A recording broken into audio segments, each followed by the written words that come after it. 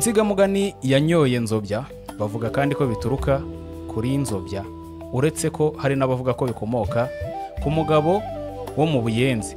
Hari n'abandi bavuga ko byakomotse kuri sekuru wa Nyirarucyaba rwa Gihanga. Mu bitekerezo bya kera bavuga ko Nyirarucyaba akiri umukobwa w'inkumi yicishije amata sekuru umubyara cyangwa se ubyara nyina, agira ngo abisese Gihanga. Gihanga niwe wimye Rwanda, niwe washinze u Rwanda. Sekuru wa Nyirarucyaba yari umwami wo mu Basangwa butaka. Bukeye Gihanga agisha umukobwa w'inama ati, se mwana wanjye, ko naje ino ngira ngo ninjye uzaba umwami, none data bukuriya nkaba ndeba ari we sogokuru wawe, tumugize dute mwana wanjye kugira ngo ambise mbe umwami? Nyirarucyaba aramusubiza ati, hora nzi uko nzabigenza, nzabikurangiriza rwose. Ubwo kwa sekuru hari inka yitwaga Nzobya. Bukeye Nyirarucyaba ajyayo, ajya kwa sekuru, amarayo iminsi myinshi. Nuko umunsi umwe sekuru ajya guhiga. Ahigutse afite inyota, asanga Nyirarucyaba ari we uri mu rugo wenyine.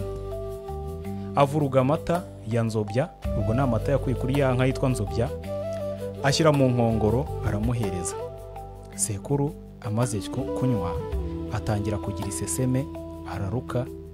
Nuko Nyirarucyaba bibonye gutyo yihina mu cyanzu cy'inzu, urugo aroha inkongi y'umuriro. Nuko araboneza yigira iwabo kwa se kwa Gihanga. Nyina wabo witwaga Gihogwe, ubwo niwe bajya bavugaho ngo kuvuza ya Gihogwe byavuyeho. Asohotse asanga urugo rwahiye kare, nuko nawe induru ayiha umunwa, ariko habura uwagira ati komera komera. Nuko sekuru wa Nyirarucyaba apfa atyo azize umuriro ahiriye mu nzu, azize ko yanyoye amata ya Nzobya akamutera isereri. Niyo bagereranya n'inzoga bati, iyo umuntu yanyweye ibyenda kumwica cyangwa se yanyweye nk'inzoga, nibwo bavuga bati yanyoye Nzobya cyangwa se yanyoye ikishi. Nuko Nyirarucyaba amaze kwica sekuru gutyo, Gihanga yima ingoma, niwe wabaye umwami wa mbere w'u Rwanda. Umukobwa we yarongowe na Kazigaba, ariko asaba se ingororano y'uko yamuhesheje ingoma. Gihanga amusezeranya ko abana be bose bazamukomokaho bazitirirwa izina rye, nubwo ari umugore rwose. Ubwo abana bose bakomotse ku Nyirarucyaba bitwa Abacyaba.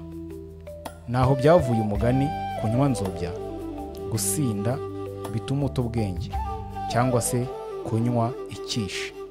Byakomotse kuri uyu mugabo Nyirarucyaba wahitanye sekuru amuziza ko yanyweye amata y'inka yitwa Nzobya. Naho byavuye kunywa Nzobya cyangwa se kunywa ikishi.